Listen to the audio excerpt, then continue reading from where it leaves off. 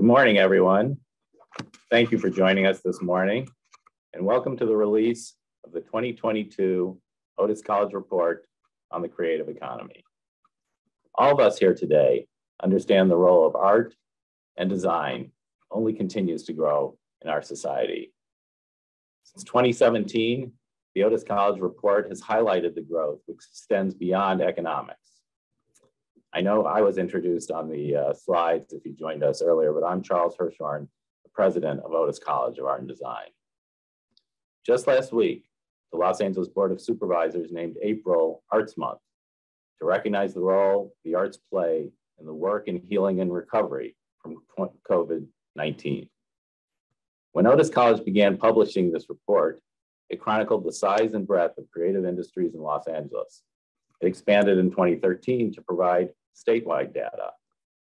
On this occasion of our 15th annual report, we've asked readers from the past 4 years to share their experiences with it, how they use the report, how they would like to see it in future editions. The responses we've received have been overwhelmingly positive.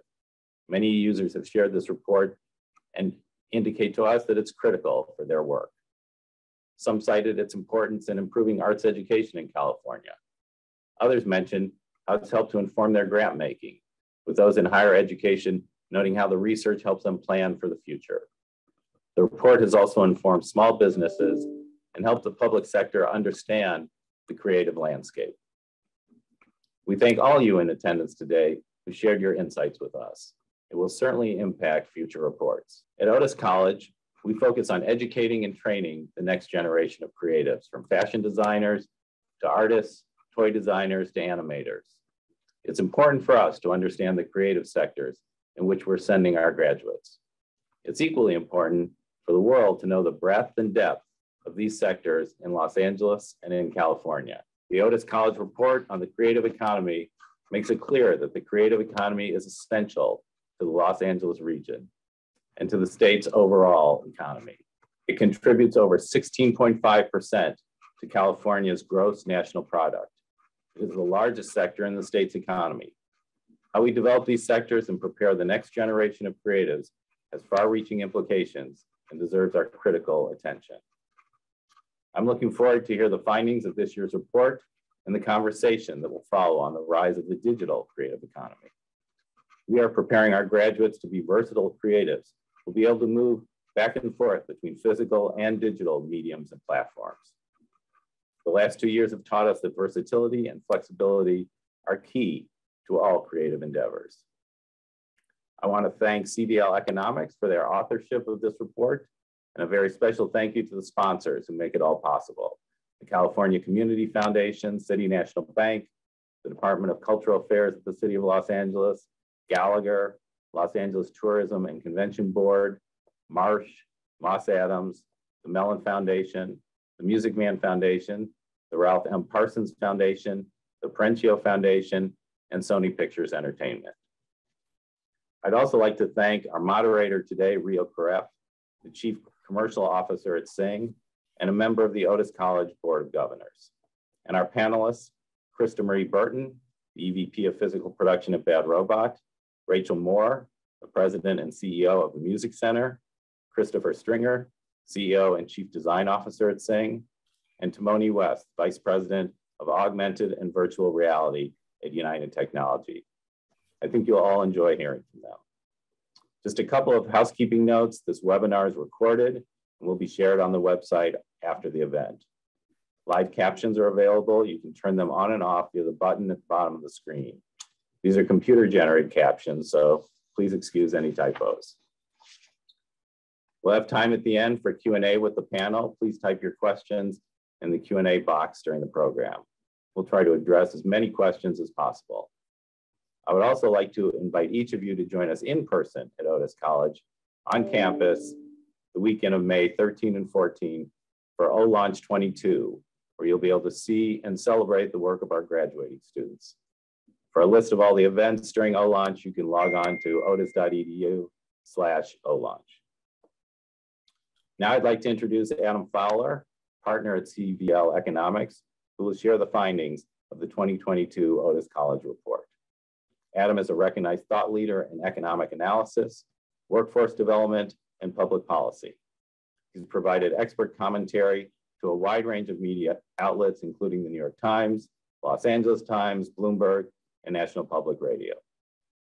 Previously, he was the director of research at Beacon Economics and served for Gavin Newsom on the governor's Economic Development, Housing, and Agricultural Policy Committee. He's presented on workforce development policy to the California Assembly Committee of Arts on Arts, Entertainment, Sports, Tourism, and Internet Media. Most recently presented at LA 2021 Future of Creative Talent Summit, Amplify Music, and the Sociable Cities Summit. Thank you, Adam, for authoring this year's report and your commitment to this research. We look forward to your findings. Thank you, Charles. Good morning. Congratulations to you and the Otis team on 15 years of thought leadership in this space.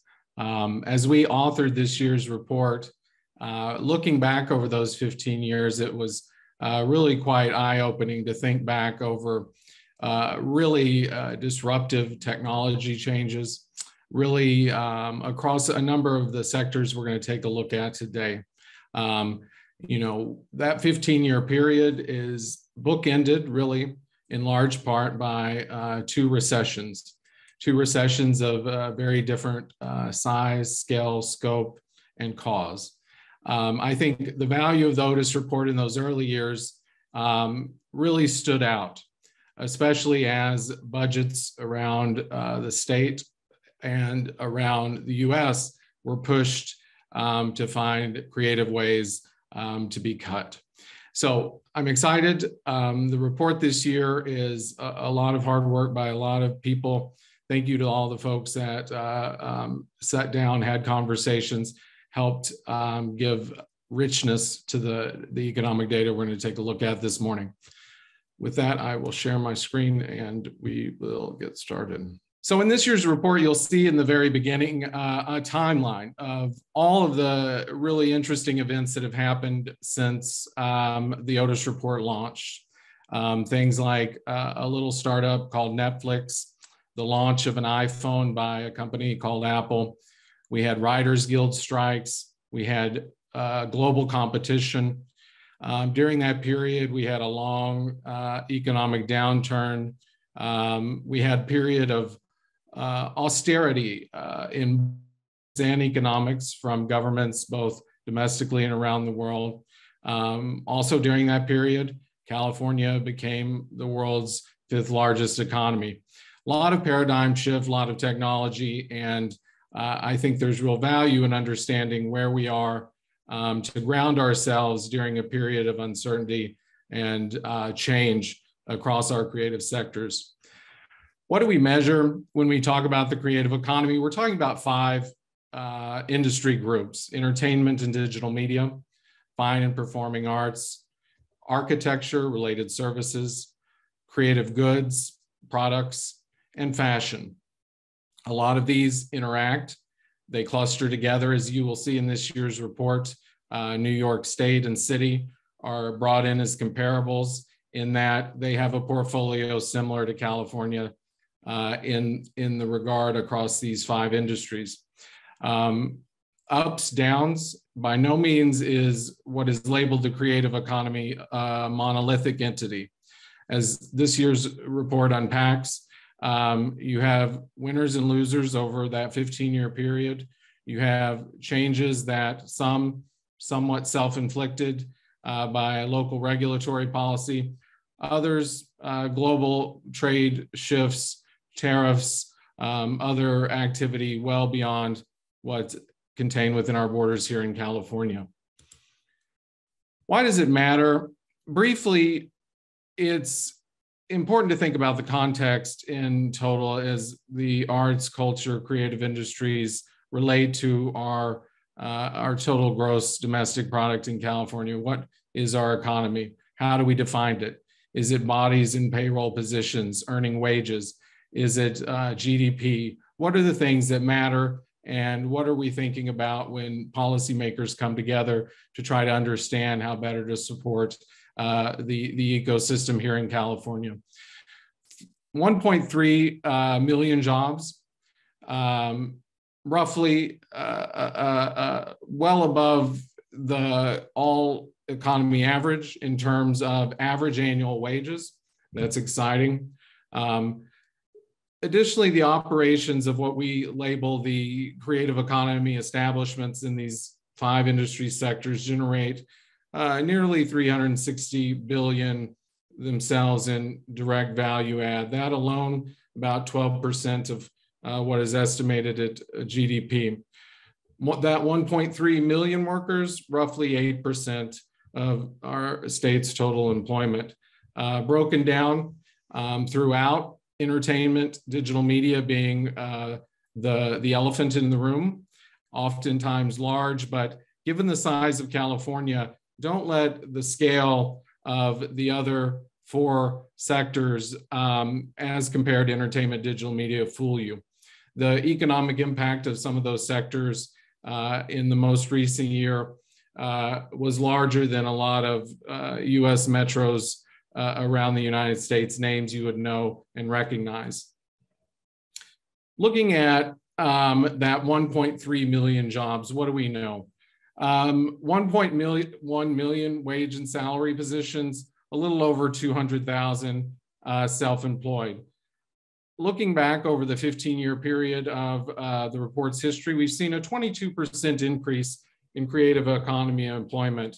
And you'll note there on a number of these slides, I pegged 2 different bubbles: period of growth up until the pandemic and that first year of impact. I think it's important to anchor ourselves and understand what recovery looks like. So not only thinking about a win if we get back to February 2020 employment levels of activity, but where we've been over the past 15 years. For a number of the creative economy sectors, there wasn't what could be easily defined as a really robust recovery coming out of the Great Recession. We had a different landscape in terms of fiscal and monetary policy, and you see that play out in the length of time after the recession for job growth to get near the pre-impact, pre-shock levels. So that 22% increase in employment clawed back on the first year of the pandemic to about 15%, you can see. 13% economy-wide during the same period, clawed back to about 4.7% at the end of calendar year 2020. As I mentioned earlier, and you'll see in the report more granularly, keep an eye on the index period of time after the Great Recession. December 2007 to June 2009, 18 months officially, the Great Recession, longest since World War II at the time. Unemployment rate peaked in October 2009 for the US. Yet you will see a continued trend line for a number of these creative industries that lagged well below that 0%, that break-even point of the pre-shock levels. That is important to keep in mind.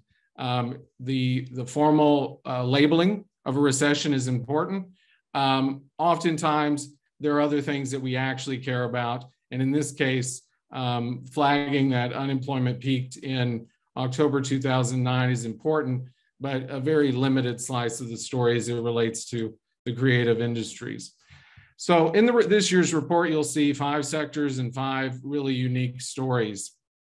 The 22% growth is very impressive, but the creative economy is far from monolithic. Fashion and creative goods never really recovered from the hit of the Great Recession. The timing of other global trade policies and market changes kind of put wind in the sails of some downward trajectory pressures. The new normal, about 30% for creative goods and products of those 2007 levels. Fashion, steadier, a little more monotonic decline over the 15 years, about 40% off of those 2007 levels. Architecture and related services there in the orange, it was probably the most stable on a number of metrics in California easing back up to that 2007 benchmark, but struggling for a number of reasons, especially in California when compared to New York, reasons we'll talk about in a few moments. The two standouts up until before the pandemic, you see there, entertainment and digital media, rapid and early technological shifts in entertainment and digital media sector helped really build out a broader consumer base, not just locally in the case of performing arts, but globally. Performing arts also a 20% run over the period after the Great Recession. Important there in terms of the amount of that, as you can see by the next dot, that was clawed back in the first year of the downturn. I think one of the reasons why it matters, and we've got to work very hard in making the case, is that the wages across the industry firms are highly transformative for folks that participate in these industries. Again, not uniform, but on average, when talking about the creative economy, you're talking about highly transformative industries in terms of income generation. Average annual wages across the creative economy, 158,000, whereas average annual wages economy-wide right around 76,000. This includes, as you can see on the right side, both high earning and low earning creatives. Employment, for example, in entertainment digital media, 190,000 compared to 52,800. The disparities between these sectors are also stark when you look at the type of work, the type of job, the status of the worker, meaning in the report, breaking out those wages by self-employment, by forms other than wage and salary, forms outside of the unemployment insurance, data collection mechanisms, show an annual wage often contracted compared to the wage and salary peers. That offers up a lot of questions from a policy point of view we'll come back to at the end. Entertainment and digital media, truly a rock star during this period, as you can see, roughly a 40% growth pre-pandemic. The ability to transition to other forms of consumption, right? If we think about box office, the ability to go to a movie theater is the only outlet. The traditional studio system might have been impacted in a way very similar to performing arts, for example, right? If that was the only outlet for consuming the object, consuming the good or service. Pegged in the gray line, you'll see to the creative economy overall, performing much stronger. What does that look like? A number of subsectors the report breaks out over this period of time. Motion picture and video, this is traditionally in Southern California where you find a lot of the traditional film, television, other activity. Independent artists, writers, performers. Marketing, advertising, public relations, a very strong industry sector for folks in the creative landscape in Southern California and across California. Overall, the interesting thing to note is even after taking into account the first year impact of the global pandemic, you saw almost 100% growth in motion picture and video over the period of time when we saw dozens and dozens of streaming and other services come online. California, right at 102%. New York, a lot of growth as well, about 88% during this period of time. A really rapid subsector set of growths and driven by a number of different digital changes taking place. One of the things that stood out talking this year to industry and other community ecosystem experts is the really rapid change around virtual production. This presents a number of opportunities and challenges in California for folks like Otis College, for workforce development, economic development partners around the changing nature of skills around content production. It's a prime example of really the convergence of media and technology content. This report is highlighted for the past 5 years. It's really right at the intersection of video gaming, animation, VFX, and traditional production. But over the next decade will not be siloed just in traditional production areas. Performing arts, as I mentioned, strong but vulnerable.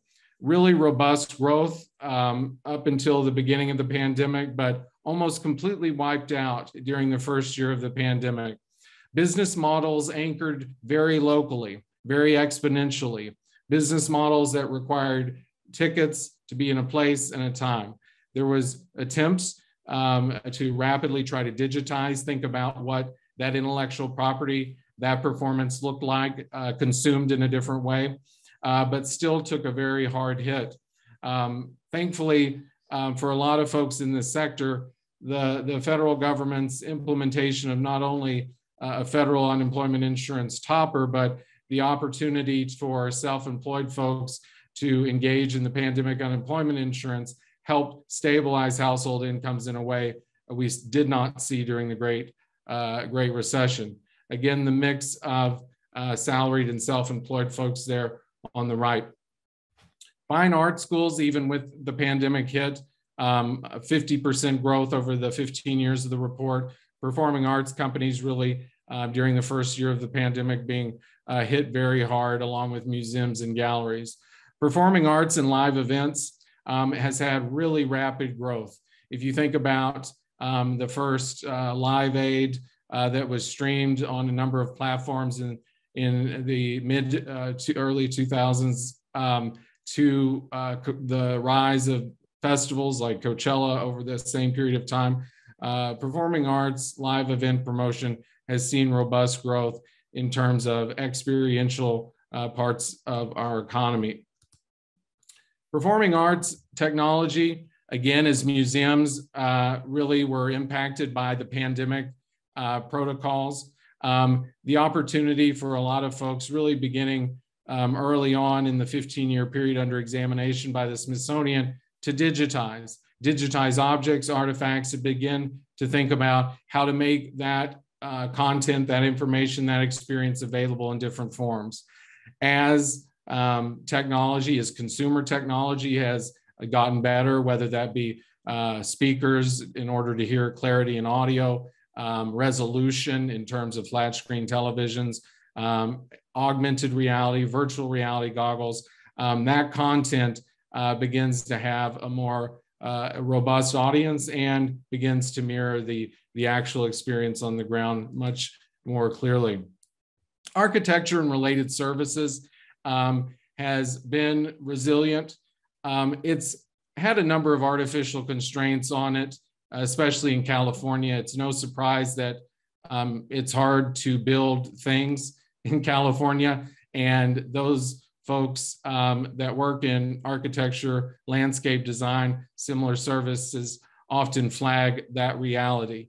I think that's important to keep in mind as other regulatory drivers drive up development costs. Oftentimes, like in other sectors of the creative economy, architects are often cut first to save money, right? So if you've got to spend some additional unplanned funds on the regulatory process of getting a commercial or residential space off the ground, you'll often err on the side of an off-the-shelf design versus hiring a creative firm, a set of architects. Early evidence in California, as folks were locked at home, there was a robust uptick in people investing in their outdoor space. And so in 2021, the growth in landscape architecture and a number of those subsectors in California looked very different and diverged from New York. As you can see here, related architectural services, over the period of time, there just wasn't. You can think about where the root of the great financial crisis, the Great Recession, resided. It was in housing. It's taken a long time for there to be stability and growth coming back in that space. Interestingly enough, gaming technology now is beginning to really play an important role in real estate, urban design, and architecture.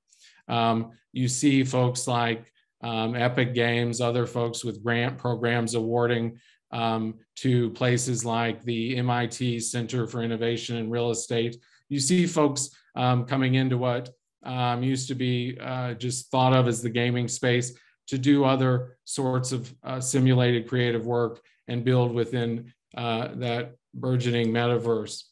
Creative goods and products, again, a bit of a steady decline as it's related to a lot of the manufacturing components in the employment categories, slowly beginning to stabilize, but took a hit as well and continues to struggle. You see the mix there of employed versus self-employed, 30,000 to about 4,500 self-employed folks in that space.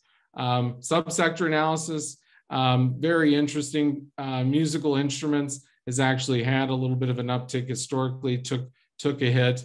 This is another area where the actual employment in this space is a little bit conservative in that the Bureau of Economic Analysis, who looks at income through a different lens, not just self-employment, has reported out recently that the rise of platforms are beginning to play an important role. We flagged some of that growth over the pandemic. Again, when the traditional retail experience was limited for goods and products, technology really stepped in. Places like Patreon, Etsy, OnlyFans, all began to have both user growth and distribute revenue in record numbers to goods, products, and other providers. The digital platforms playing a really important role and not necessarily being captured completely in self-employed numbers. Fashion has continued to be in a downward trajectory. Large part global changes in manufacturing. Southern California, historically the blue jean capital, labor costs around the globe have moved a lot of that activity into other areas. You're starting to see more hybrid as printing technology, as other fashion technology becomes more accessible in group settings or in other shared workspace settings. You're starting to see this come back a little bit, but housed oftentimes under retail, where design, prototyping, a lot of that old supply chain is all being done kind of in-house under a small, more entrepreneurial umbrella. Finally, talking here, one of the interesting things, and again is in preliminary data that's not released in full until June for 2021 as well, is cosmetics.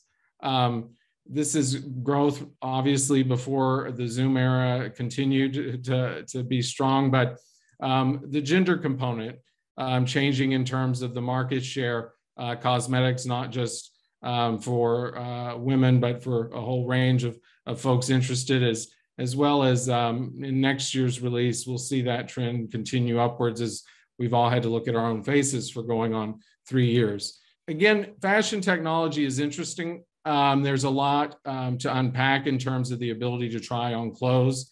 Years ago, the idea that you would have a Snapchat filter that would give you a Levi's t-shirt to put on was kind of, it was a smile and a nod from people listening.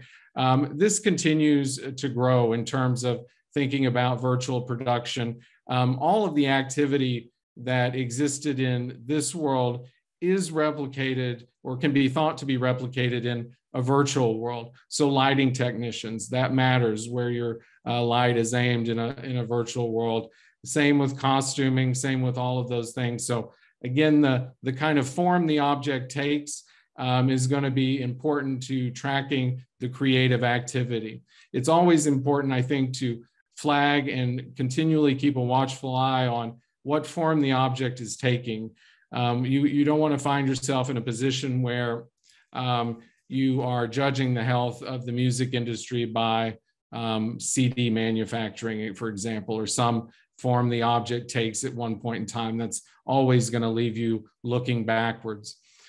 I would say in the last few minutes I have left, I want to flag a number of opportunities and challenges that exist in California.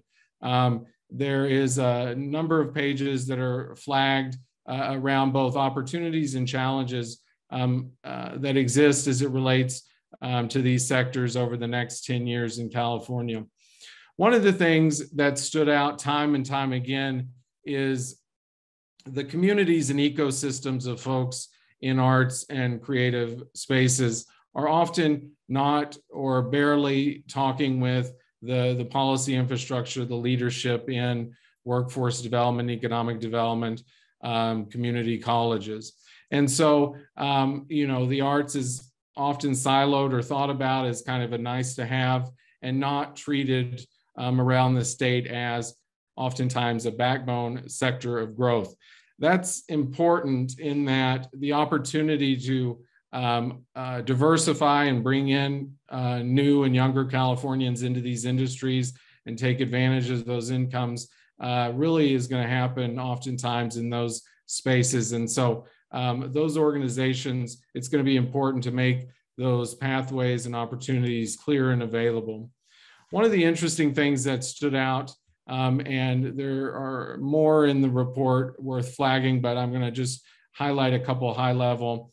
One of the interesting things is the nature of changing technology. As I mentioned, with virtual technology, visual effects, animation, gaming, the California film and tax incentive provisions need to better accommodate for the changing nature of content production.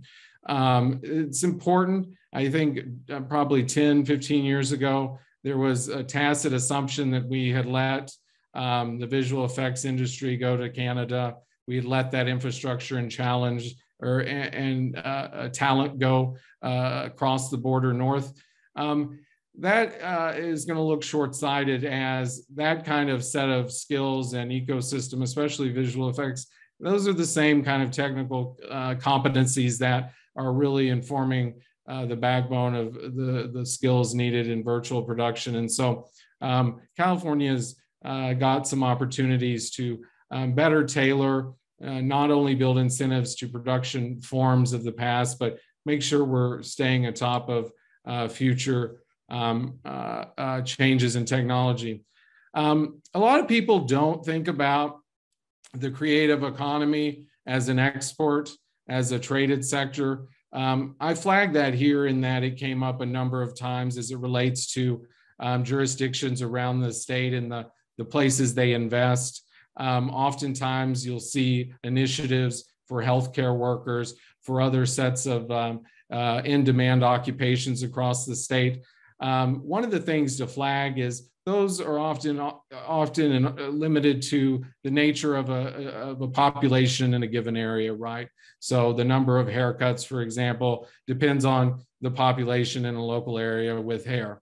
Healthcare, again, after the baby boomer population begins to age out, the demand side of that's going to look different depending on how population is dispersed across the United States. And so what's interesting is there's not such a natural kind of cap on growth for sectors that are traded. And so there's an opportunity to provide rigorous support and trade for the creative sectors, bilateral exchanges, and exploring opportunities and ways for those small and medium-sized creative businesses, which there are a lot, to access markets around the globe. Again, as high-speed internet continues to penetrate mobile devices, the market isn't limited to people in your neighborhood, but in fact can be thought of as quite large globally. A couple more here worth flagging as I conclude.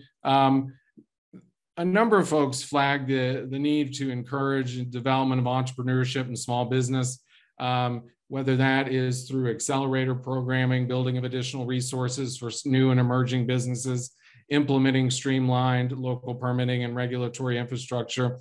The reality is there was a lot of churn. There was a lot of destruction in a number of firms in California. The federal government, the state government rolled out a lot of programs to help those folks tread water. The reality is they all aren't or didn't survive. And there have been a large uptick, as noted in the report, in terms of new and emerging creative businesses in California. And so when we think about recovery infrastructure, a lot of those firms and businesses are not eligible for programming, for resources, for other things. And they very much may be the future versus some firms that have, really been hit hard and maybe deciding to wrap it up. So we need to think about putting wind in the sails of the record number of business permits we've seen filed in these creative sectors. Make sure we're not imposing unnecessary obstacles to get those folks on the ground and going, because they're going to provide a really new set of establishments for us to grow the economy here in California.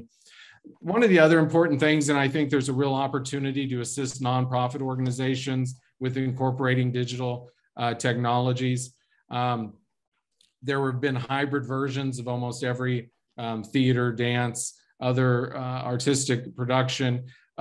What does that look like to be more of a backbone part of the business model?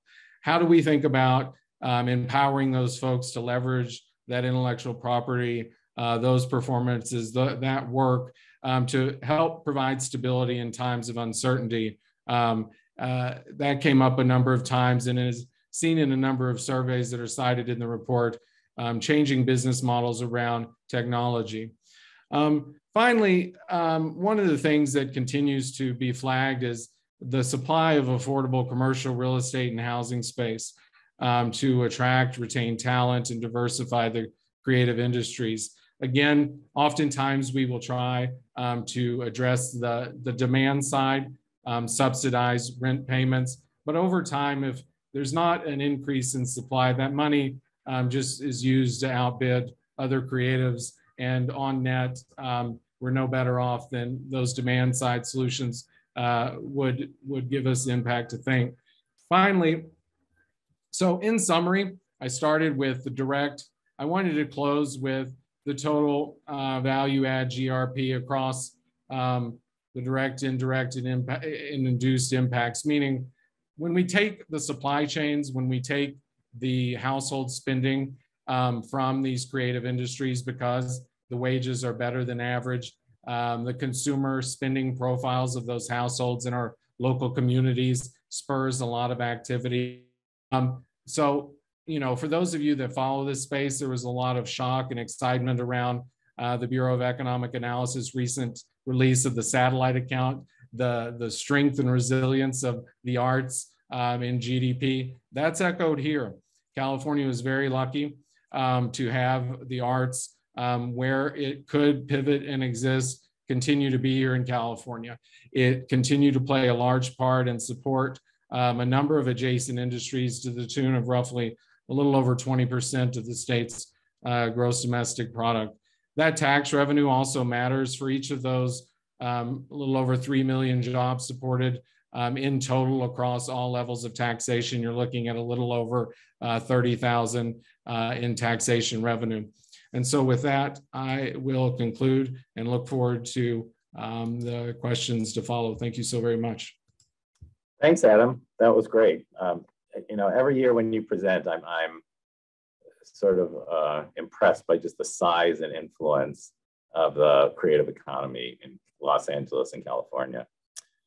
Adam will be back at the end of the program. He'll join the panel when we open it up for Q&A. So you've not seen the last of him.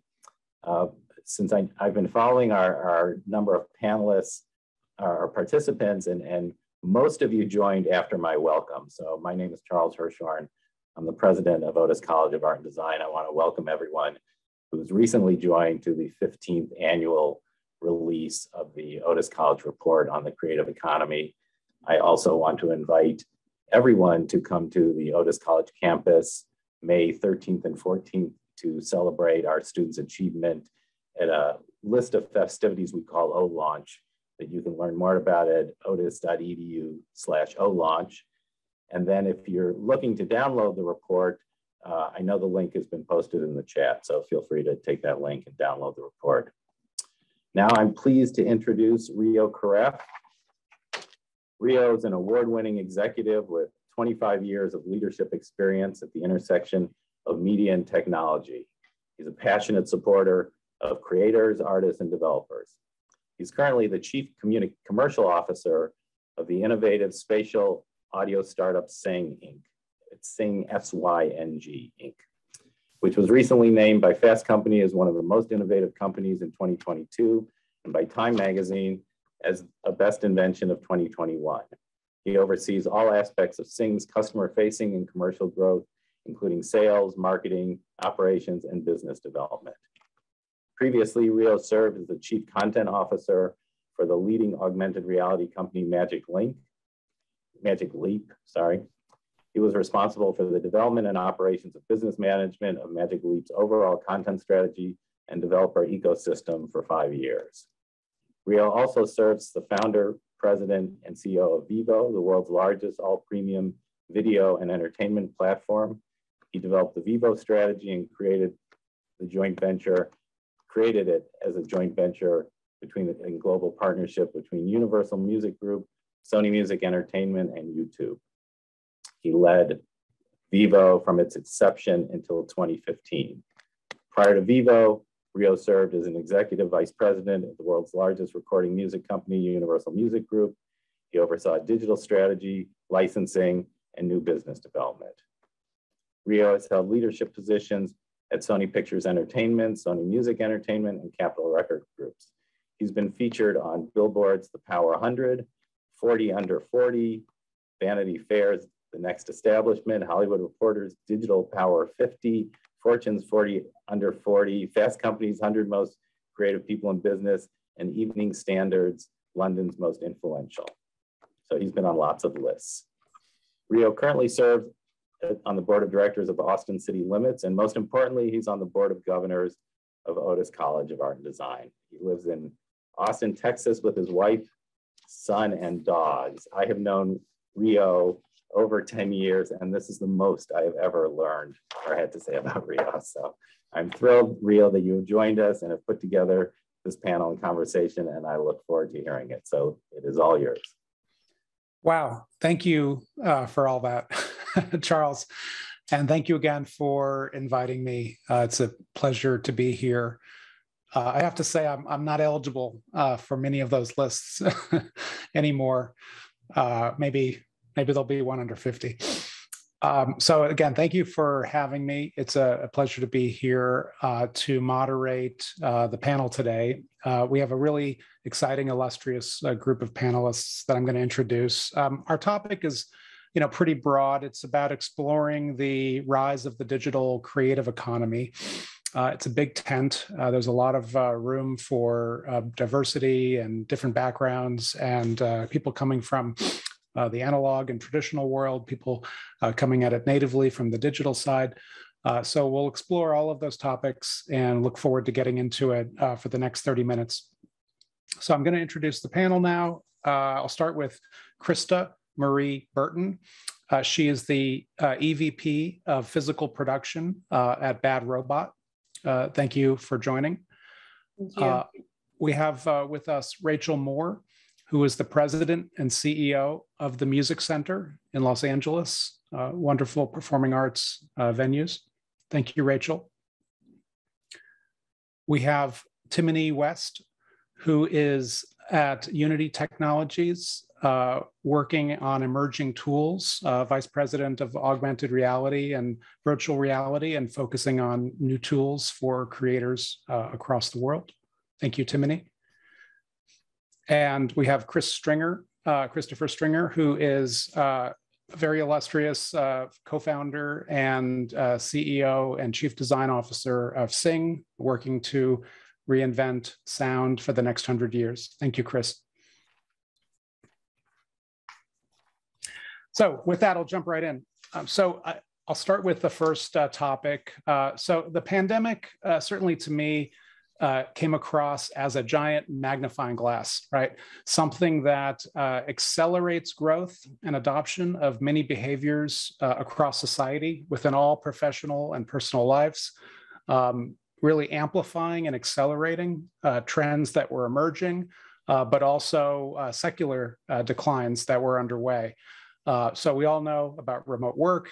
Video conferencing was already here before the pandemic, but really it took off, and I would say grew about 10 years worth of time, and certainly I'd say less than 2 years. So really accelerated by that pandemic, by that magnifying glass. Theatrical box office, you could argue it's back, with the new Sonic movie this weekend, but also in secular decline, and saw, some all-time lows. So really the topic here is, what are some of the changes to the way that you work, create, and collaborate now that are notable, that are new and were not here prior? Which ones will stick around, which ones will not? What have been some of the most important lessons learned for your respective sectors, during the past 2 years? Fundamentally, what's changed? What's here to stay? What's is the pendulum going back the other way? What's going to go away? So that's really the topic at hand. So maybe we'll start with Timoni. What do you think about that?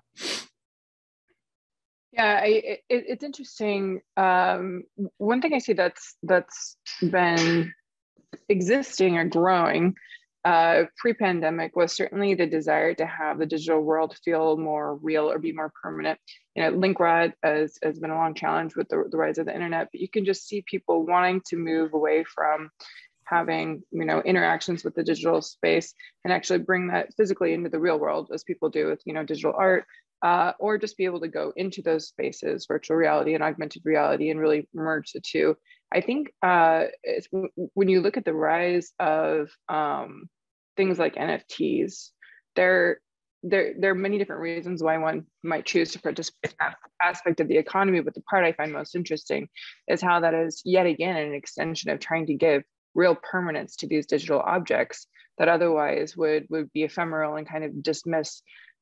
People are finally starting to feel like there is enough of a underlying tech stack so that they can spend, real art money on digital art, and feel like that it won't just disappear into the ether. So I don't know if that is something you could directly associate with the pandemic, but because we've been spending so much time with our digital devices, I do think that helped accelerate that specific trend. Yeah, that makes sense. What do you see in your world, Chrysta, in terms of what's changed and what's here to stay, versus what's not? Yeah, coming from animation and visual effects, as was mentioned by Adam and before, there was already this version of digital conferences and virtual communication. Working with studios around the world has always kind of been there. But what I saw during the pandemic is all of that bleeding into physical production now, which is where I am, post-production more heavily. And what that's allowed us to do is it's allowed us to really hire people around the globe that we couldn't have done before, that had to have a physical presence, that had to physically be in the building. We've been lucky enough on our last couple of projects to hire editors that were not where we were based, because we could set up, live streaming and live editing and, all of those things, which again existed, but became acceptable during the pandemic. And so I think some of those things that have really shifted in post-production, which we're still doing today, will remain. I think some things were not as successful, right? I think we did a lot of pre-production, a lot of virtual pre-production processes, which just don't work as well when you're talking about having, artists physically construct buildings, your set deck, and all of those kind of hands-on artistry, which just works a lot better in person. And as you saw people come together from their short periods of prep digitally, once they got together is when the work really began. So we saw that really those things didn't change much and were much more successful, even when masked, even with all of the pandemic restrictions, to have people in person for those, physical parts of the arts. And so I think that will continue, and we'll get better at hybrid versions of it. But I think that's kind of person to person is here to stay for that. Yeah, I completely agree. Rachel, how has your world changed, and what's different, and what's here to stay, and what's going back in your world in performing arts? Yeah, so we shut down on March 13th, 2020, and didn't see the theaters open up until about 18 months later. So it was a shock to the system, to say the least. While there is currently pent-up demand, audiences are hesitant to return. They're feeling unsafe. So we're definitely trying to rebuild the trust with our audiences and their comfort. And we don't know how much of this is going to be a permanent change in behavior, where people were coming out casually.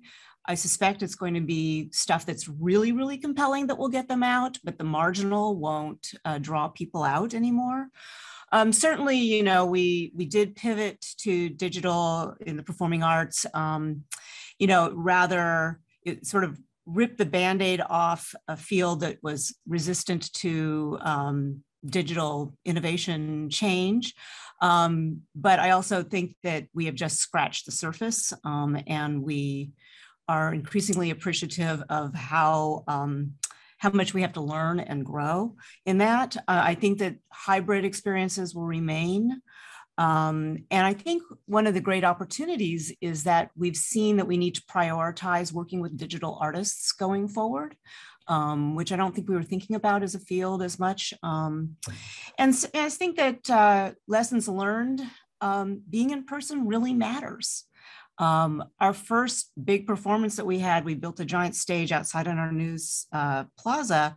People were desperate to be together and to experience this art and see the artists and have that synergy between the artists and the people. I think that was really comforting, because being in the live arts, we weren't going to be completely dismissed in the new world. And then once again, I think it's going to be stuff really has to be compelling to get people off their couches and into the theaters. So that's what I think is what we've learned. And Chris, in your world, coming from your design background and focusing on industrial design and mechanical side, what do you see has changed with this new world?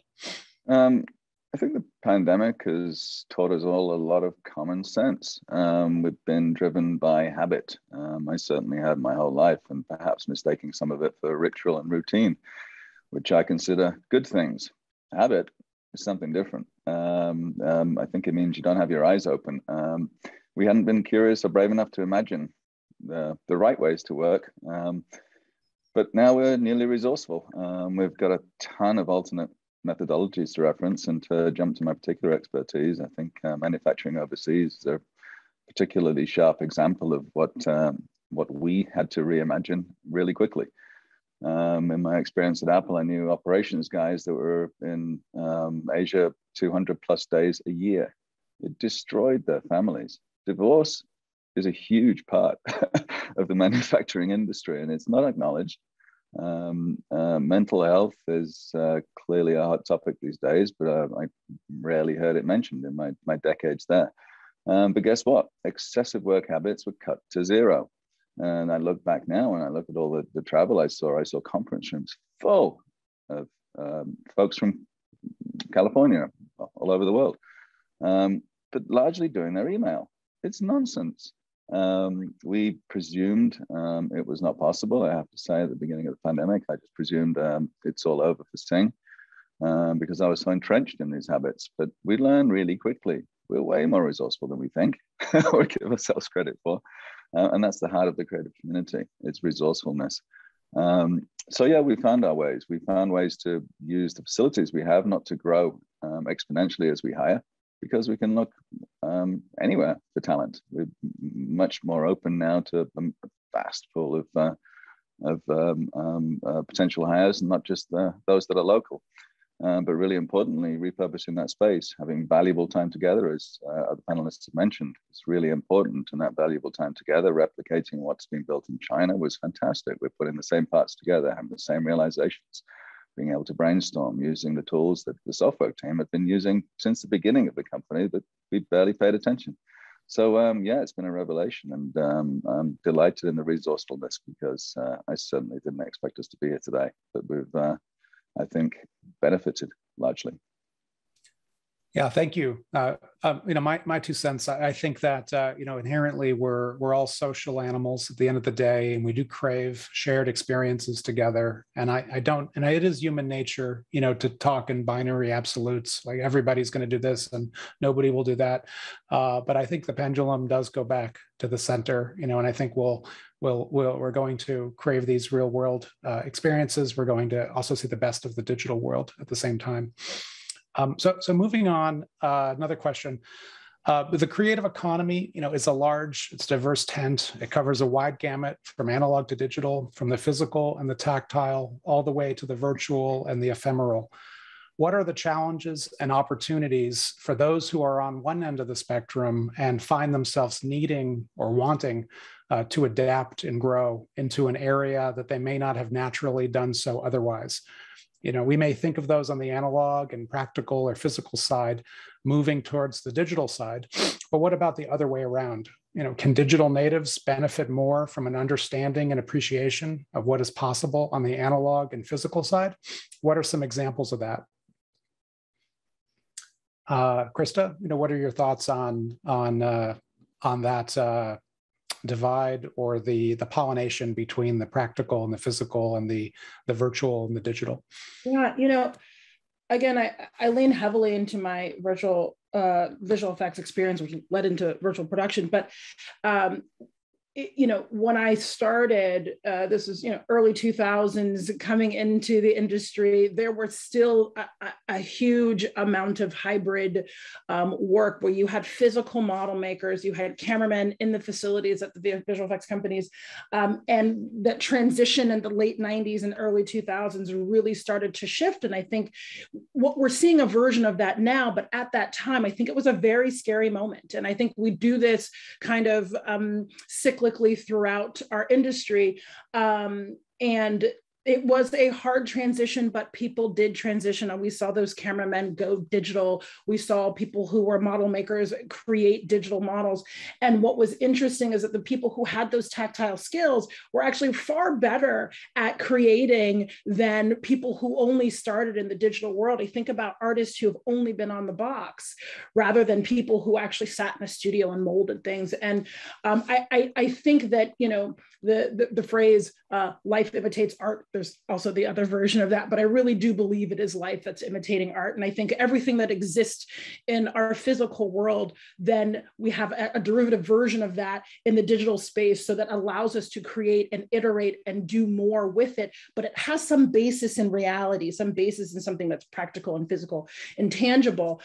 So I really think that they work together. And in our world now, as I kind of mentioned, with our physical production teams and our digital production teams, virtual production, virtual production and digital production, them working together as one brain, our production designers in both spaces really do create something that they couldn't have come up with alone, right? So I think there is really this kind of great synergy between the two. So in my opinion, I think you need both. I think we have both. I think both will always exist, if not just to lead and guide the other. So makes sense. Chris, do you have any thoughts on that? I'm sure you I do. came of age focused on sketching, drawing, sculpting, and then moving into the digital world as well. Yeah, very much raised on the physical. I'm delighted to have had the privilege of being pre-digital. So I've learned a lot around the digital, obviously, and being adjacent to Apple, and more recently fully absorbed in both hardware and software, physical and digital. But the thing I'm really distracted by here is that the incentives are not equal. Creatives want to drive the economy, but the economy isn't looking after us. And what I'm speaking to here is a digital genius might have a brilliant idea on the physical side, but how are they going to get it built? Venture capital is not supportive of the capital-intensive, high-risk, deep R&D cycles of building physical objects. It is profoundly difficult, and in our experience, having some footprint in hardware drags down your ability to appeal to a large part of the digital side on the VC. I think it's a really interesting dichotomy. It's a really odd paradox that it's the economy that we're trying to stimulate isn't stimulating us. At least this is my experience, and very profoundly felt having left the comfort of a big organization. It's been quite revealing. It's true. I'll move on to the next question if it's okay. The digital creator economy has more opportunities than ever before for the remixing of culture, for the creation of new iterative or derivative works. What are the issues to be mindful of there, to think through, to take advantage of when it comes to building and creating on top of the prior works of others? Who owns what? What are some examples, success stories, or cautionary tales? I remember when I was at Universal and we would use the term, derivative work, right? And to me, that seemed negative, right? Like, why is it derivative, right? Why is it not additive, right? But it was such an entrenched kind of psychological, legal, kind of concept there. So it's easier than ever, for bits and atoms, to coexist, but also for everybody to be a creator and to build on top of the works of others, stand on the back of giants, sometimes. So what are your thoughts on what that means for the creator economy? Timoni, let's go with you first. Man, so many thoughts on this one. We were just talking about this the other day. Obviously, I think a lot of people have seen DALL-E, which is OpenAI's new generative image technology. Fantastic. The early things coming out of it look amazing. I have some friends working on a similar product called Conjure, and we've been playing around with it. You put it in a phrase, and it can be as crazy as you want, and then the AI will, start to see it and sift through and try to make something based on what you said. They are based on data sets that do exist. A lot of them are open source or widely available to the public. So the data set side, the training data is kind of taken care of. But therein lies the question, who owns that work that was created? Do I own it because I said the words and I was well, what if I was the first person to think of the words or the 15th person to use that phrase? Do I own this particular instantiation of it? It is unique. Does the person who created the technology own it? One time we were considering buying a company that had body tracking technology, and then used some open frameworks to get the technology there. And I remember trying to explain to the lawyer exactly what we were buying. And the best analogy I could come up with at the time was, those like Play-Doh sets where you put in the Play-Doh and then you squeeze it and then it like comes out looking like spaghetti. Okay, we're not buying the spaghetti. We're not buying the Play-Doh. We're buying the circles, that create the spaghetti. That's the thing that's actually the valuable tech here. I don't know if that analogy works at all. I just mention it by way of illustrating how phenomenally difficult it is to even just explain how this work is created, much less who then gets the credit for it, who gets reproduction rights for it, who actually owns it at the end of the day, and so on and so forth. Another example would be, I just talked to someone who had to build an extension on top of Unity where you could mint a Unity project that you had made and add it to the blockchain, and then you could sell it or reproduce it. And I was kind of like, well, what are you actually minting? Like, is it the assets, the models in there? What if you use someone else's scripts for like animation? This is very typical default animation behaviors and so on. We're talking about these phenomenally complicated either artifacts, outputs, or even just the project itself. And I have no answers at all about who then has ownership and authorship, or I think more to the point, who deserves reimbursement for, if the object is sold, whatever that object might be. So yeah, no answers there, but a lot of questions and conversations. Yeah, it's true. I think back on, remember the phrase, the leisurely pace of the law, which is essentially that no matter what, especially if you live in technology, or you live where what's coming right around the corner, you have to get comfortable with ambiguity, and that there are sometimes no answers, and that you have to be okay, with the uncertainty that comes from kind of working on projects or in your career where you're outpacing the state of copyright, you're outpacing, That's right. the precedents, of decades of the past. So if you're the type of person who needs clarity on all of those things, it's going to be uncomfortable. For you for some time. Eventually, the law will catch up, and precedents will be established, but not just quite yet. Yeah, as it should be. Yeah. Does anybody else have any thoughts on that topic? Got another thought, sort of relating to how economy drives us and we drive economy, because ownership or credit, like ego, it gets in the way of collective creativity. How do we create ways for more people to find each other, to participate with, to build upon, and for it to be cool? It's the economics that we argue about. We might love to, form freestyle bands of all kinds of different disciplines in any part of the world with new tools, but it's how we deal with the economics, how the economics serve us. I feel like we're trying to force fit into a system that perhaps, given the creative minds, we could do something to design our own. Clearly, this is an incomplete thought, but I think it's an important one.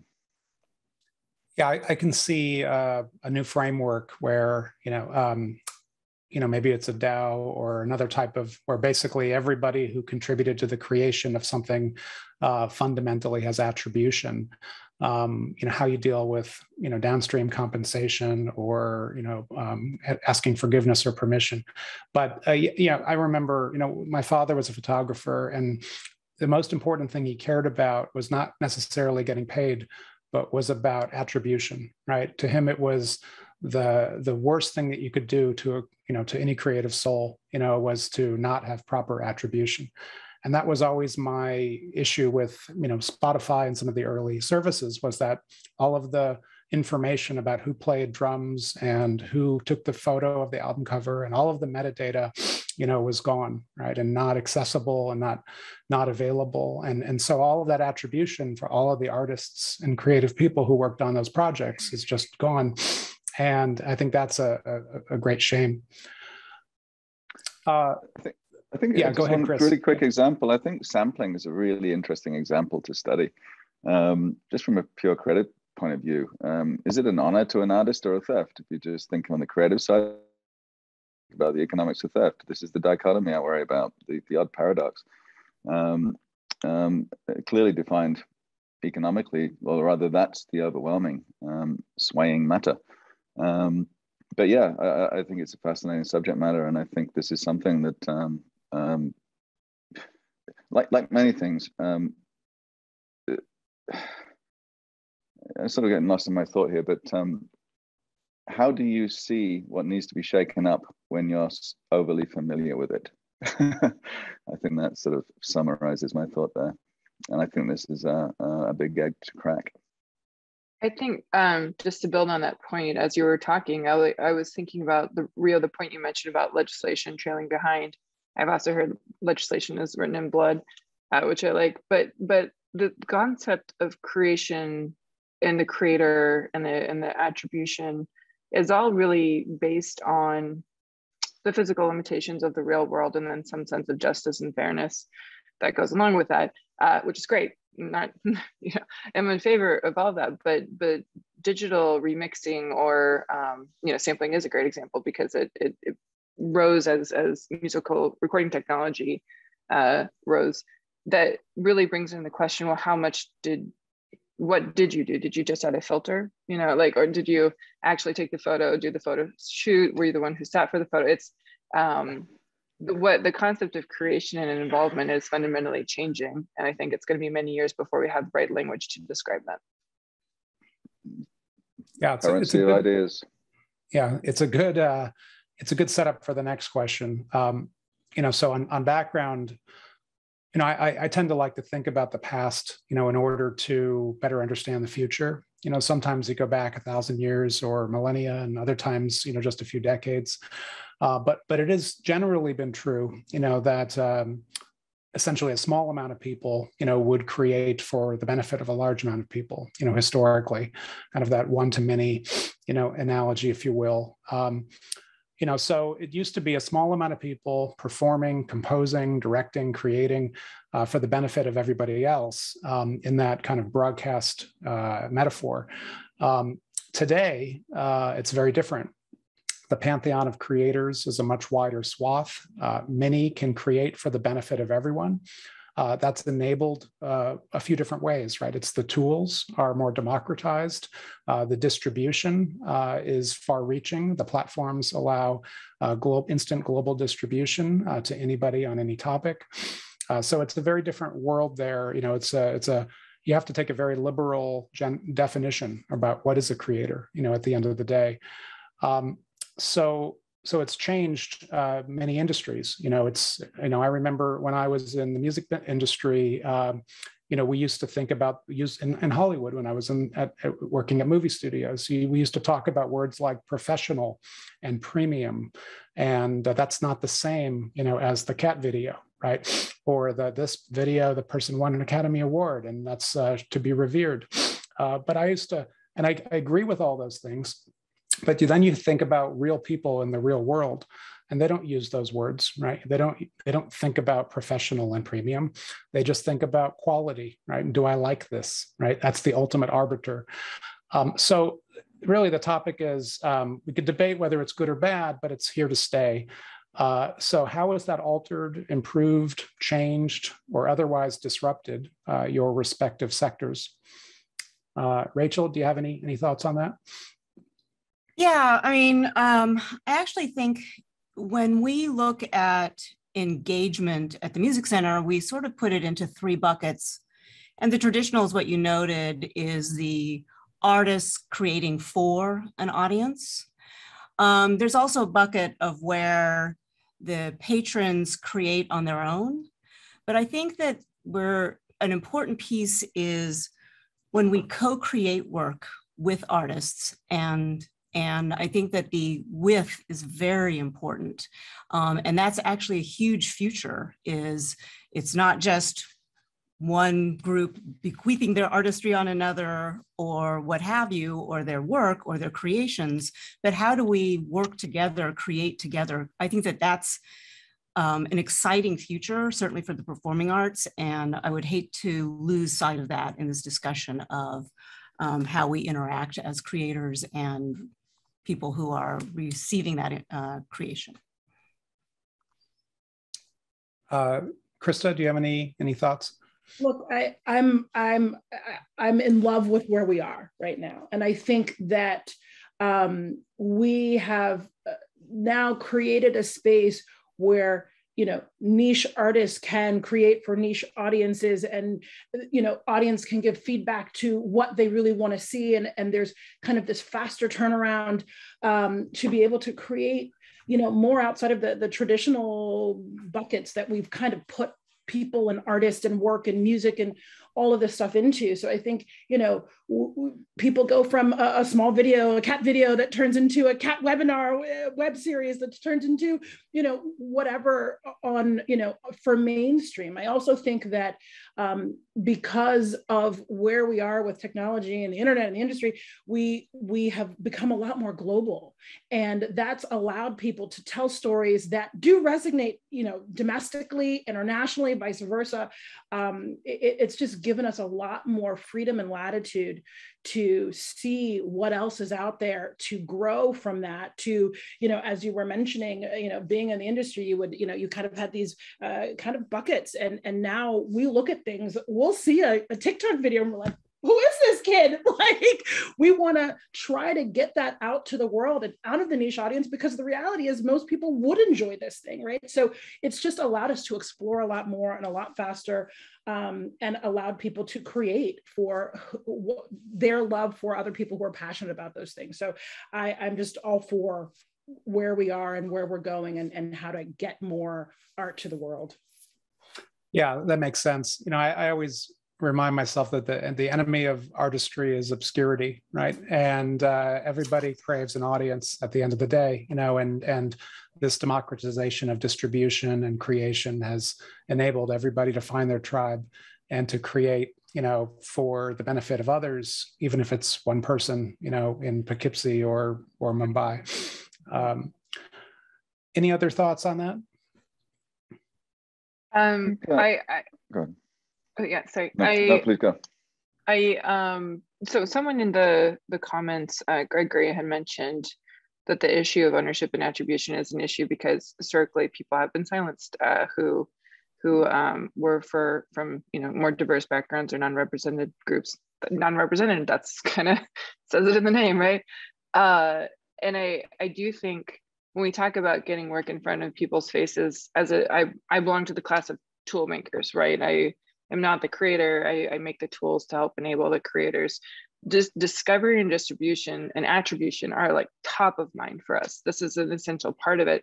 We don't tend to own the distribution channels. We tend to allow people to make an executable, and then they can go publish it on the App Store. They can go distribute it however they want to.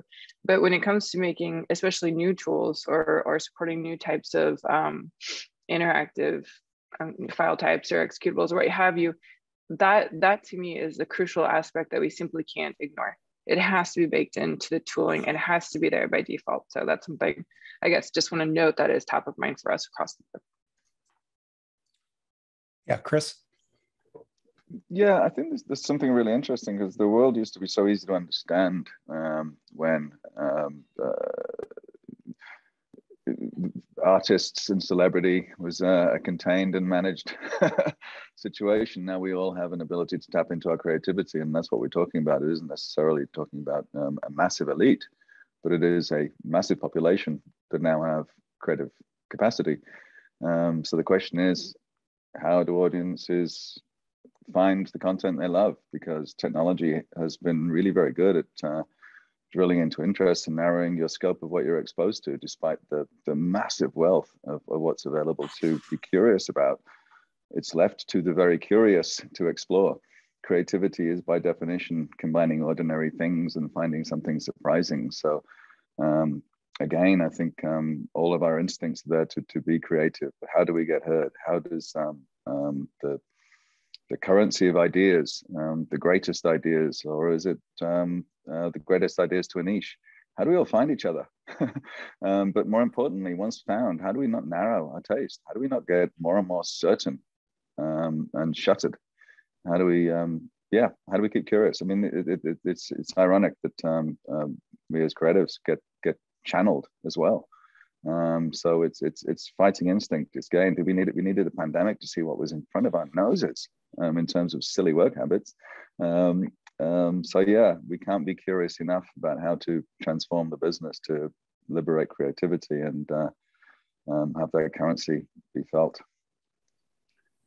Yeah. Just say one thing. Oh, sorry. Go ahead.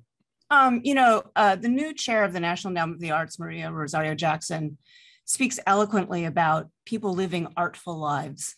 And I think that the phrasing is so beautiful because it reinforces the notion that we're all artists, we're all creators, that we all can have artful lives. And it's not just people who may have professional,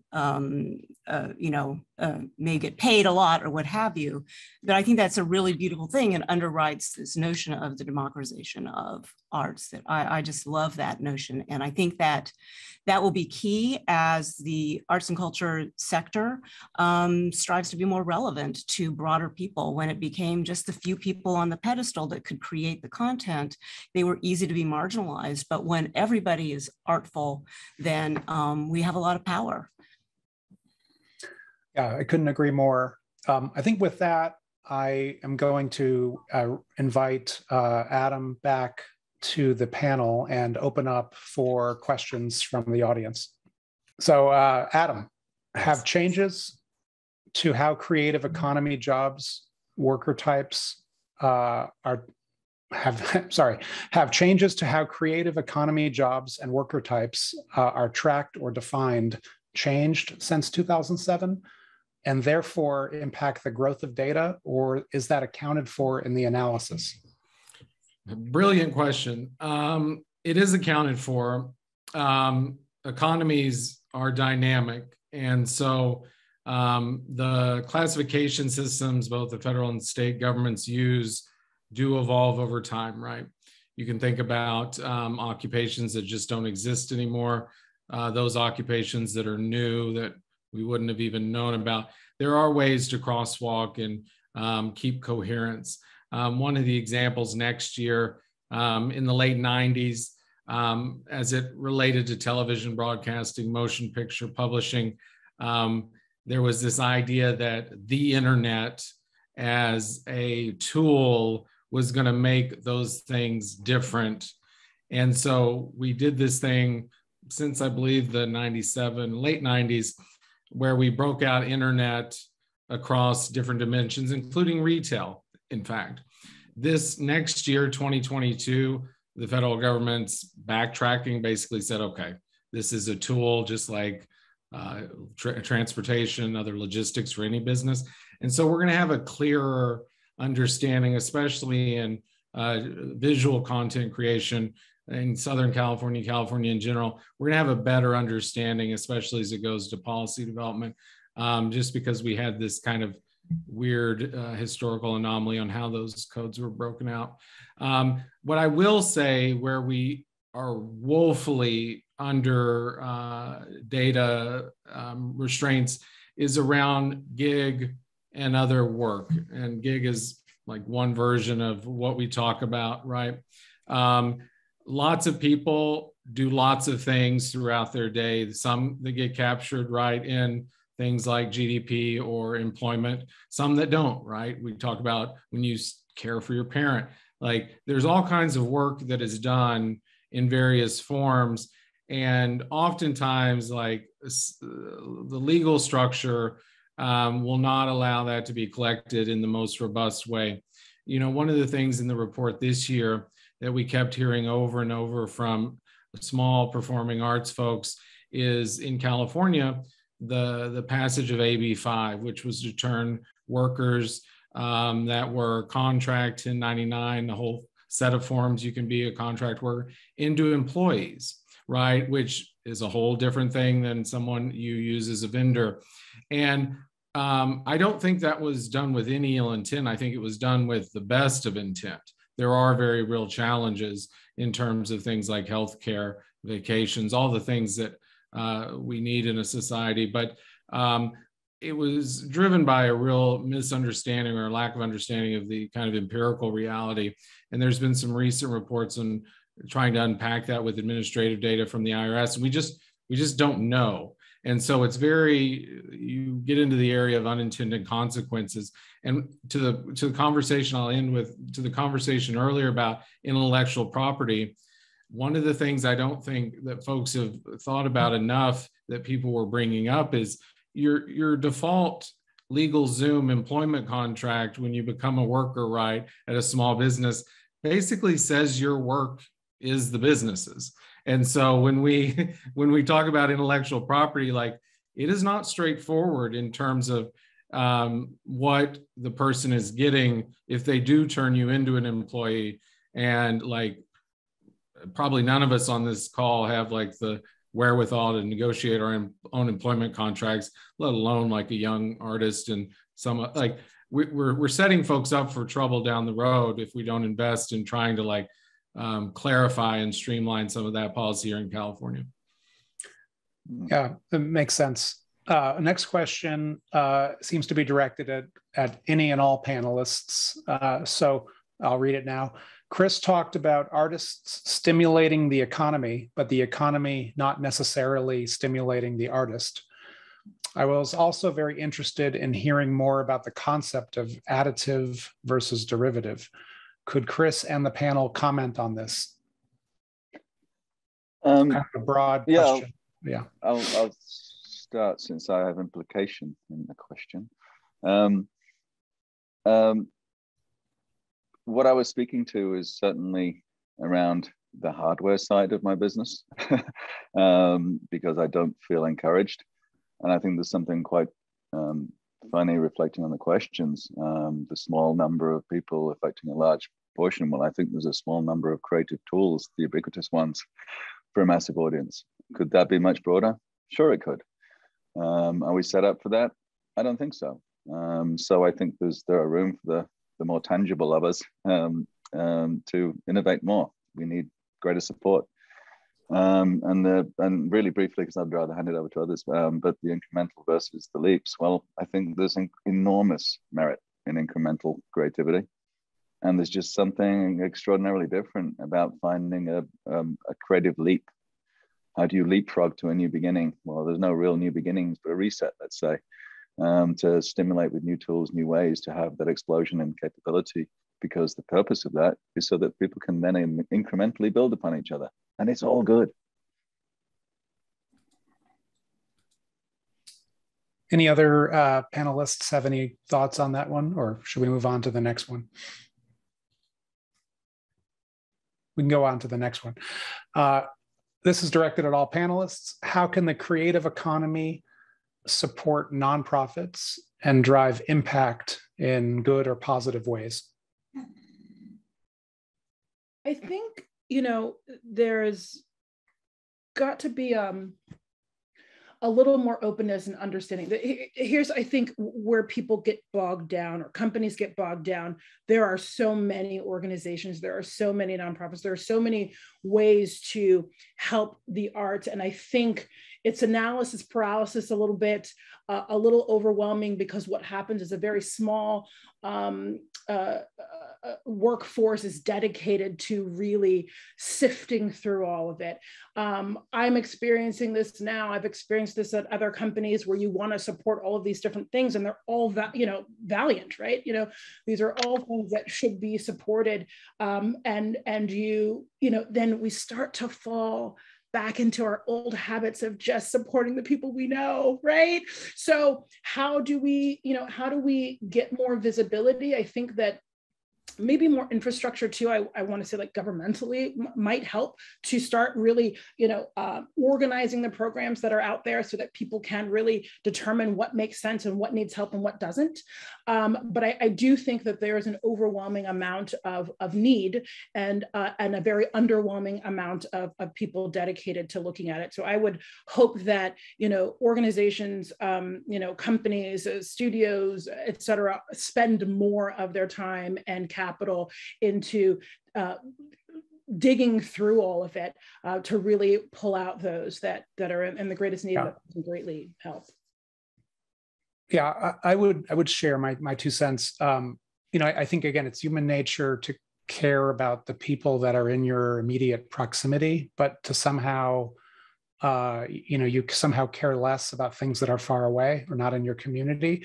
And the power of art, is it can create empathy, and it opens up a pipeline to the soul, right? So you can recast, topics in ways that have emotional resonance to you at a personal level, and so you can relate more, to the cause or the issue with which needs tending to. So I think that I look at it as the creative economy has a unique power that's not accessible or readily available in any other industry, to allow large amounts of people to relate, to worthy causes or any cause in a unique emotional way, by opening up that conduit, to the soul and to the heart. So, that's how I look at it. But I think it's a good question. I will say, just to that though, where we fail a bit is that there aren't enough people who can support downward, who are in positions to do that. So when you think about what resonates to you may be very different than what resonates with someone else. And so I think that's where more infrastructure, I think, is required, because a lot of things can get lost when we're just talking about who has the power and the capital to really uplift things that aren't seen or underrepresented or unknown. So we have a lot of work to do. I think it's a great question. It's something we should, always keep top of mind, because it's so easily lost. I have kind of a contrarian view, but I'll just start out there. The first company I worked at after college was a nonprofit called Equal Justice Works. And they basically took a bunch of money from very high-end law firms that did, that did like for-profit work, right? And they gave it to a bunch of new, freshly graduated lawyers who had just passed the bar and wanted to go do pro bono work, but couldn't afford it because they're all drowning in law school debt. It was a perfect system because you've got a bunch of very highly paid lawyers who have a ton of money and don't have like the wherewithal to actually go do the good work. And so we just redistribute the wealth to those who actually can go and then do the good work. I don't think people in the creator economy should necessarily be responsible for trying to do this. Most of the time they're scraping by anyway. If you have extreme success and you have the ability to give back, like by all means, if you can contribute via your art, by all means. But honestly, I'd rather have other sectors that are raking in the cash be the ones that actually go back and actually hand over the money. I don't know if that's necessarily the responsibility of the artist. Okay. If I could chime in, I completely agree with that. If you look at the philanthropy for the nonprofit performing arts, it's mainly individuals. It's not corporations, it's not foundations, it's individuals. And there's a very robust conversation currently about the tension between philanthropy and the people with power and huge money and equity. And it's not easily solved. And how do we change our philanthropic system to allow for more people to be able to be part of that? I don't have the answers, but it is definitely, and I would actually say in the last 2 years, that conversation has become amplified, and it's an important topic for sure. Next question from the audience, directed at all panelists. How do educators prepare students best for the transition to digital art and media careers? How might that affect BFA versus BA programs? Is specificity important, or leaning more towards a broader, wider education?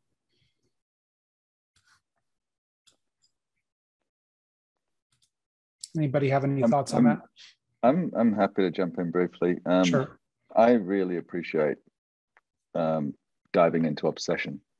That's where I learn. And obsession really helps by narrowing the scope. What is it you love to do? I've been brought up in a British education system, favored a polytechnic over a university for that exact reason. I needed to start channeling my thoughts into what I thought I wanted to do.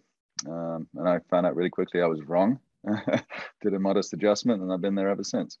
But I think obsession is at the heart of what I credit for everything I've achieved. I think it's an interesting way to look at why we're all here, because we're all obsessed about something. I think acknowledge it. Obviously, being well-rounded is very important, but that doesn't mean you can't find that by really paying attention to what matters most to you. Yeah, I would say as well, there's opportunity for non-BA. There's a really important role for bachelor's, master's, advanced degrees. There are a lot of opportunities that are very much above local wages in a lot of different trades and crafts. And whether that's the community college system, the workforce development system, like those systems have not been at the table around the arts in a really meaningful way. When we try to talk about diversity, you want to know where diverse populations fall out of the equation. It's college, like 4-year college. You can just see it clearly year after year. Like we get them up to college, and then for all the reasons we know about, there's not a completion. And so on average, and that's unnecessary, right? Like when we're talking about the gaming technology that's pervading we all learn by doing. And there are softwares, there are all kinds of things that there is no tenured committee, and no offense to Otis, they never censor The Economist, and I'm only speaking as myself. But there's no tenured committee of faculty that is able to turn the ship of curriculum quick, right? We all have our expertise. And so I think we've just got to bring more people to the table. our ranking, even for K through 12 arts exposure, is pretty brutal in California. And like, I don't know why we continue to like allow that to just kind of simmer. So, you know, exposure and other pathways that are debt-free and look like the communities of California, I think are just desperately needed. Yeah, just to build on that, I'm 41, so I graduated from college a million years ago. But I remember I was going to take a class on digital bookmaking, and that I was very excited about. When I walked into the classroom, there were no computers, and the teacher announced that we were going to be using digital cameras, but then actually printing out those pictures and pasting them into books. And I went back and I left that class and I rejiggered my entire curriculum to graduate more quickly, because I'd been making websites for years at that point. Like at the nonprofit, I was a webmaster, which is a title I really wish we would bring back, honestly. But yeah, I don't fault the education system there. I, you know, was an excited kid who wanted to try out a bunch of different things, and I fell in love with computers. Now I work at Unity, which creates software that is incredibly difficult to use. We try to get deeply embedded in the education system early on, so that way people can get the skills they need to be successful. And I mean, not to, you talked about game technology. The reality is interactive apps that have 3D capabilities are increasingly common, and most companies that never had them before will have them in the future. So it is a useful skill to learn. But I am not clear on how, I've met a lot of professors who are enthusiastic about the tech and are excited to get it in the classroom, but we cannot expect them to become Unity experts themselves. So I think bringing in working professionals to help out with that seems to be a good way to bridge the gap. I would just ask Timoni, just to you, as I've had these conversations with plenty of companies, Epic, Unity, all the visual effects companies as well. What, and when I think back to when I started, you know, I went to USC, and at the time there was no animation, there was no visual effects, there was like none of that existed, right? So everybody at the time learned on the job. One of my first visual effects jobs was at Industrial Light and Magic, and they had a, you know, a part of the day at the end of the day where people could go and learn, right? Like they just learn, like if you were a PA, if you were a, you know, a TA, if you were, so what is that, you know, is there a pipeline outside of school that allows for some of that transition too? Because I think it is so complex, and as they're being, you know, as the world is being created in these companies, it's so much harder for professors and the education system to get embedded in something that's constantly moving. But yet those are the things that are necessary for young people when they come out of school. So I realize this is a Q&A for everybody, but I'm asking Timoni this question.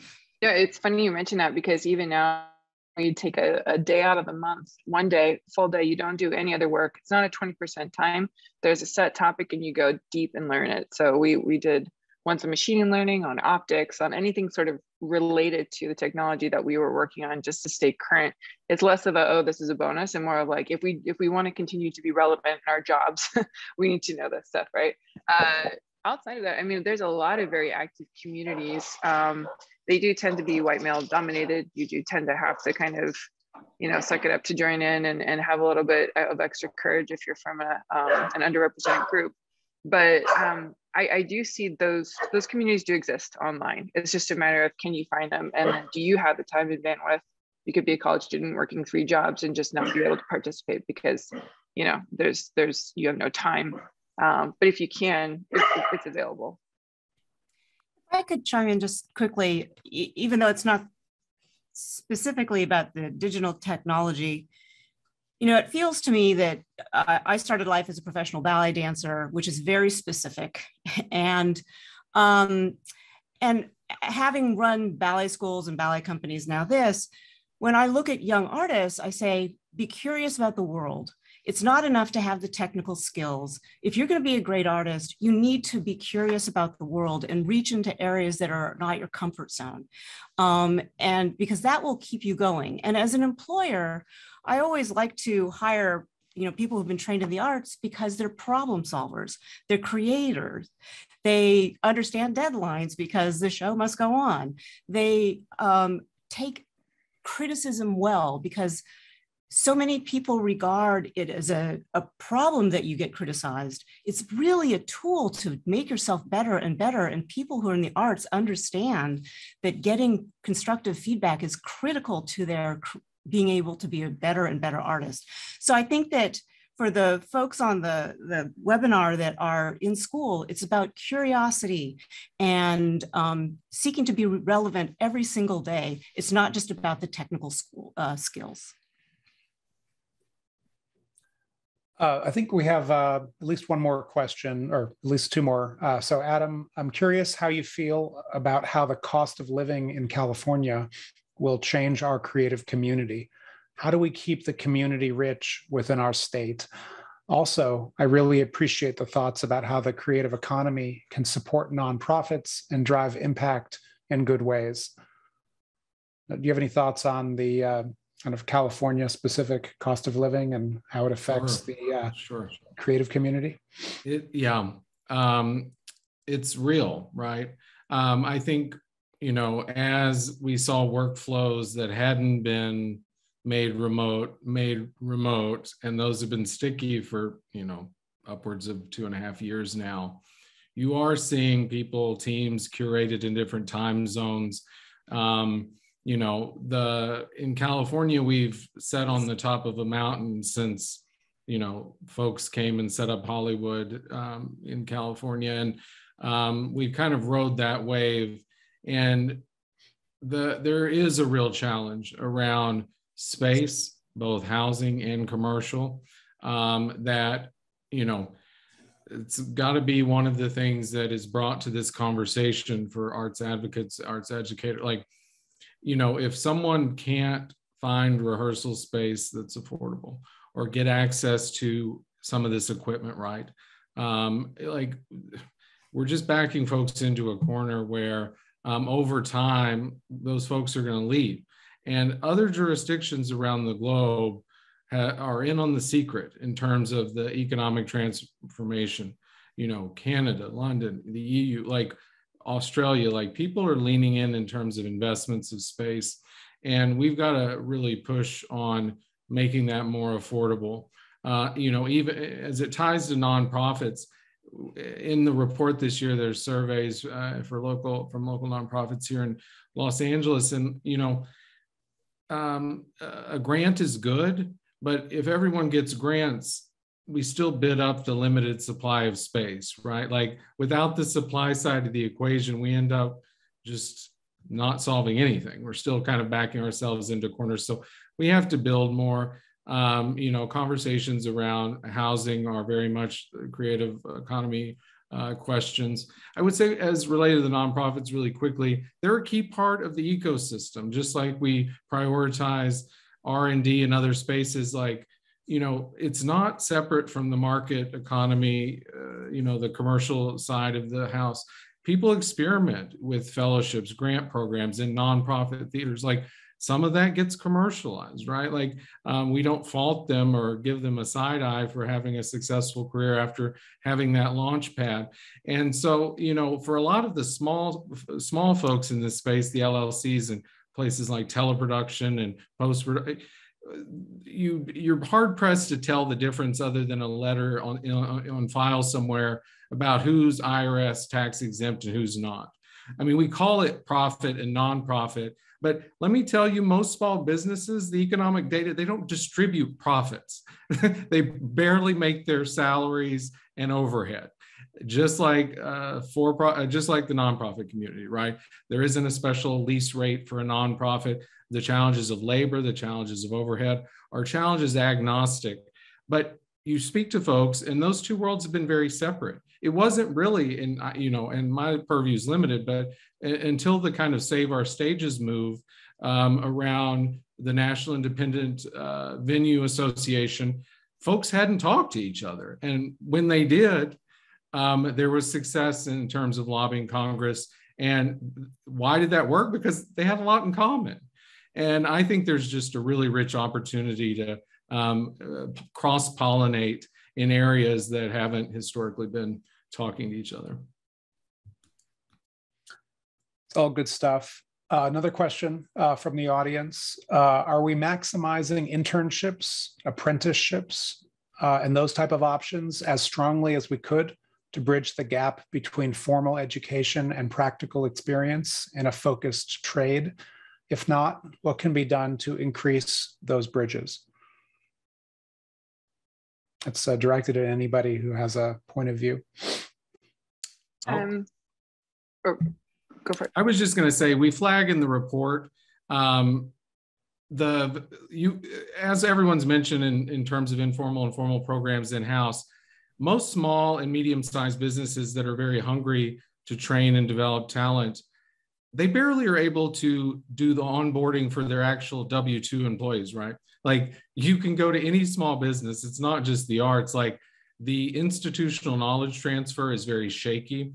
The onboarding is like, you know, you really got to be a robust business to have that down pat and have the resources to do that. And then what we are asking them to do is basically be an educational institution.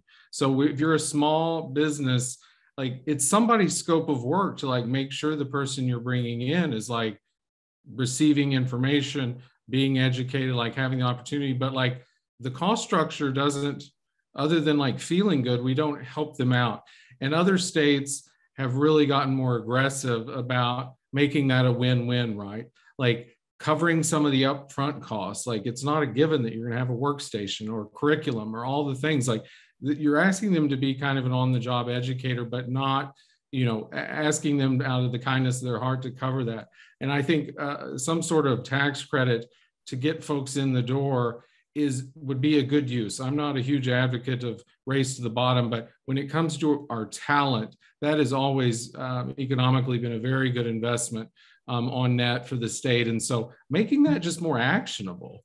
I think there are a lot of people that want it, but they have no clue on how they would stand it up. I was just going to add one.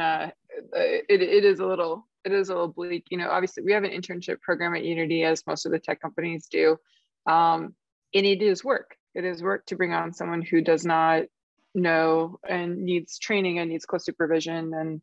And the same is true of new grads, but even more so for interns. And one of the greatest challenges we have is making sure interns have a high quality experience. It is not a matter of just going in and getting your hands dirty and being able to be successful. You know, it is really a matter of shepherding and mentoring, and companies really have to make that space. To your point, Adam, I mean, I think tax credits or some kind of incentive is a great idea, because people are doing their day jobs plus teaching and might not be an excellent teacher. So it is a little negative. I think there are ways around it, but just wanting to amplify what you were saying.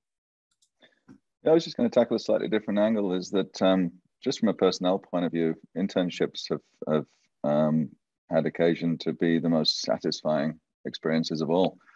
When you bring in folks to a culture, sometimes that can not work out with the more experienced. I mean, especially with leadership. So it's really beautiful to sort of grow from ground up for folks to build equity in a company, for them to have that sort of really enthusiastic learning curve attached to purpose.